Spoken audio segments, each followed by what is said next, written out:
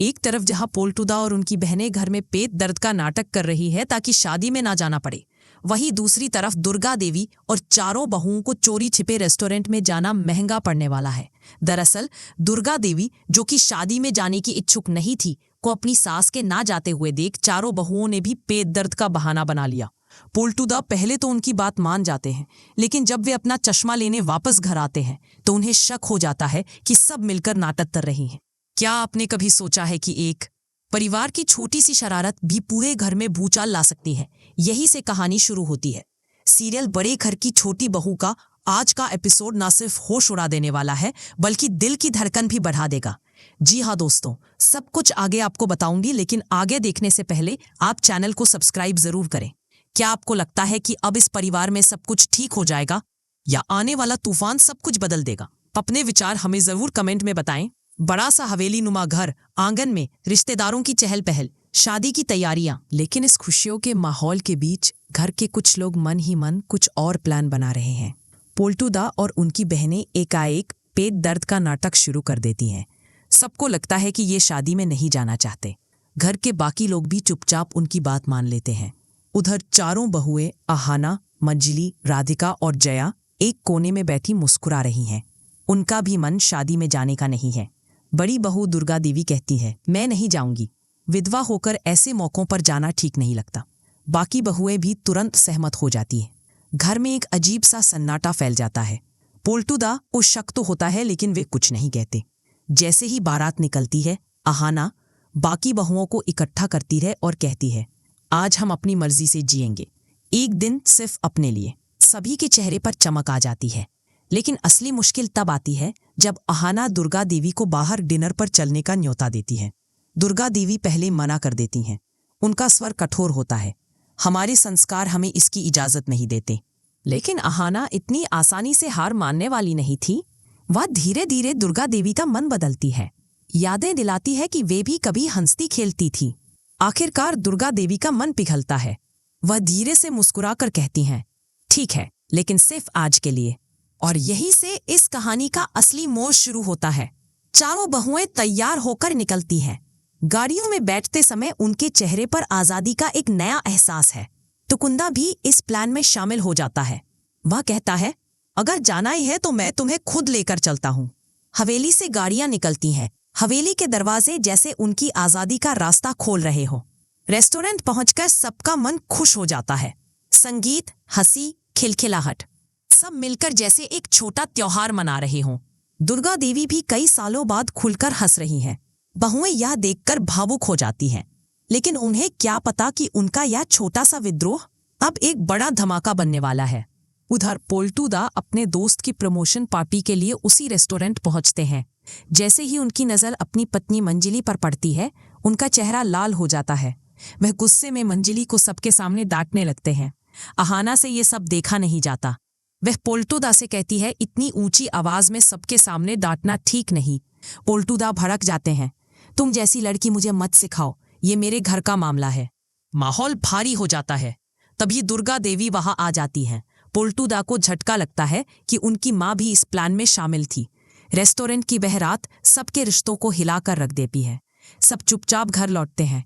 घर लौटने के बाद पोल्टुदा दरवाजा जोर से बंद करते हैं और सबको अपने कमरे में जाने को कहते हैं। उनके मन में बस एक ही बात है, घर की इज्जत चली गई। सुबह होते ही पूरे परिवार के सामने पोल्टुदा सबको डांटते हैं। अगर जाना नहीं था तो साफ कह देती, लेकिन झूठ बोलकर जाना गलत है। दुर्गा देवी पहली बार खुलकर जवाब देती हैं, हम भी इंसान हैं, हमें भी जीने का हक है। पोल्टुदा गुस्से में, और पाबंदियां? आहाना को यह मंजूर नहीं। वह मंजली से कहती है, अगर हम आज चुप रहेंगे तो हमेशा दबकर रहेंगे। हमें अपने लिए खड़ा होना होगा। और यही से कहानी का अगला बड़ा अध्याय शुरू होता है। तो दोस्तों, यह था कहानी का पहला हिस्सा, जहां घर की बहुओं ने अपनी खुशी के लिए एक दिन बाहर बिताया, लेकिन इसका नतीजा पूरे परिवार में दरार के रूप में सामने आया। क्या आहाना पोल्टुदा को समझा पाएगी? क्या घर का माहौल फिर से खुशहाल होगा, या ये दरार और गहरी हो जाएगी? कमेंट में अपनी राय जरूर बताएं। घर लौटने के बाद पूरे घर का माहौल भारी है। पोल्टुदा गुस्से में कमरे का दरवाजा पटकते हैं। पोल्टुदा गुस्से में, इतनी हिम्मत, मेरी माँ तक ने झूठ बोला, और सब रेस्टोरेंट घूमने चले गए। मंजली चुपचाप आंसू पोंछती है। अहाना सबको समझाती है, अहाना, हमें डरने की जरूरत नहीं है। हमने कोई गुनाह नहीं किया। हम सिर्फ एक दिन हंसे जिए। लेकिन रात भर कोई ठीक से सो नहीं पाता। अगले दिन सुबह पोल्टू दा पूरे परिवार को हॉल में बुलाते हैं। पोल्टू दा सख्त लहजे में, आज से इस घर में कोई भी बिना मेरी इजाजत के बाहर कदम नहीं रखेगा।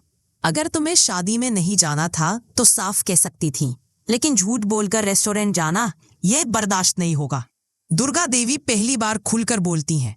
दुर्गा देवी शांत लेकिन दृढ़, तुम हमें हमेशा जिम्मेदारियों में बांध कर रखते हो। हम भी इंसान हैं, हमें भी हंसने खेलने का हक है। कमरे में सन्नाटा छा जाता है। पोल्टू दा का चेहरा लाल हो जाता है। अहाना अब चुप रहने वाली नहीं थी। वह मंजली से अकेले में बात करती है। अहाना, अगर हम चुप रहेंगे तो हमेशा दबकर रहेंगे। हमें अपने लिए खड़ा होना होगा।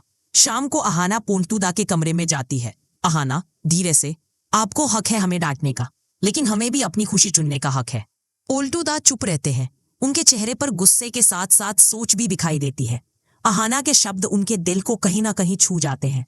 दिन गुजरते जाते हैं, लेकिन घर में माहौल और भी ठंडा हो जाता है। रसोई में बहुएं चुपचाप काम करती है। हॉल में कोई हंसी नहीं सुनाई देती। टुकुंदा कहता है, ये घर तो मंदिर जैसा था, अब श्मशान लगने लगा है। दुर्गा देवी आ भरती है। दुर्गा देवी, ये सब मेरे कारण हुआ। अगर मैं बाहर ना जाती तो ये नौबत ना आती। अहाना उन्हें दिलासा देती है। अहाना, नहीं मांझी, ये जरूरी था। हमें ये साबित करना था कि हम सिर्फ जिम्मेदारियां निभाने वाली बहुएं नहीं, बल्कि अपने सपने और खुशी रखने वाली इंसान भी हैं। एक दिन नाश्ते की मेज पर फिर बहस छिड़ जाती है। पोल्टू दा गुस्से में, अगर तुम्हें इतना ही आजाद रहना है तो अपनी मर्जी से रहो। मैं अब किसी के फैसलों में दखल नहीं दूंगा। ये सुनकर सब चौंक जाते हैं। मंजली की आंखों से आंसू गिरते हैं। दुर्गा देवी कहती है, दुर्गा देवी, पोल्टू, ये घर तुम्हारे गुस्से से नहीं, हमारे रिश्तों से चलता है। गुस्से में लिया फैसला घर को तोड़ देता है। लेकिन पोल्टू दा उठकर चले जाते हैं। घर का माहौल और भी भारी हो जाता है।